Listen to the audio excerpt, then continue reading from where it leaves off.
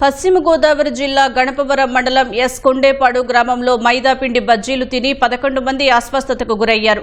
4 కుటుంబాలకు చెందిన సభ్యులు వాంతులతో అపస్మారక స్థితికి వెళ్లడంతో ఆసుపత్రికి తరలించారు. బెంగాల్కు చెందిన ఓ యువకుడు నిల్వ ఉంచిన మైదాపిండి ఇచ్చినట్లు తెలుస్తోంది.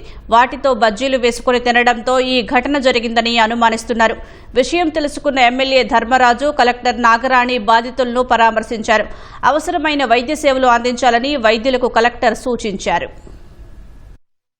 11 మంది కుటుంబ సభ్యులు మైదా పిండితో కలిపిన పునుగులు చేసుకొని తిన్న తర్వాత కొద్దిగా అస్వస్థతకు గురయ్యి వామిటింగ్స్ అయ్యి వాళ్ళు కొద్దిగా సెమీ కాన్షియస్ కండిషన్కి వెళ్ళడం, తిన్న తర్వాత ఒక 3-4 గంటల్లో సిమ్టమ్స్ స్టార్ట్ అయ్యి వాళ్ళు కొద్దిగా డ్రౌజీనెస్ రావడం ఇట్లా జరిగింది. తణుకు హాస్పిటల్కి వెళ్ళడము, అక్కడ నుంచి అడ్వైస్ తోటి భీమవరం హాస్పిటల్స్కి, ప్రైవేట్ హాస్పిటల్స్కి రావడం. ఇక్కడ ఒక 5 అడ్మిట్ అయ్యి ఉన్నారు. అలానే వర్మ హాస్పిటల్లో ఒక బాబు, 2 సంవత్సరాల బాబు, ఇంపీరియల్ హాస్పిటల్స్లో ఒక 2, మిగిలిన వాళ్ళు వివిధ ప్లేసుల్లో సాధన హాస్పిటల్ ఒకళ్ళు, మొత్తం 11 మంది ఇక్కడ చికిత్స పొందుతూ ఉన్నారు. ప్రస్తుతానికైతే అందరూ స్టేబుల్ గానే ఉన్నారు. శాంపుల్స్ పంపిస్తున్నాం. రిపోర్ట్ వచ్చిన తర్వాత తదుపరి చర్యలు తీసుకోవడం జరుగుతుంది.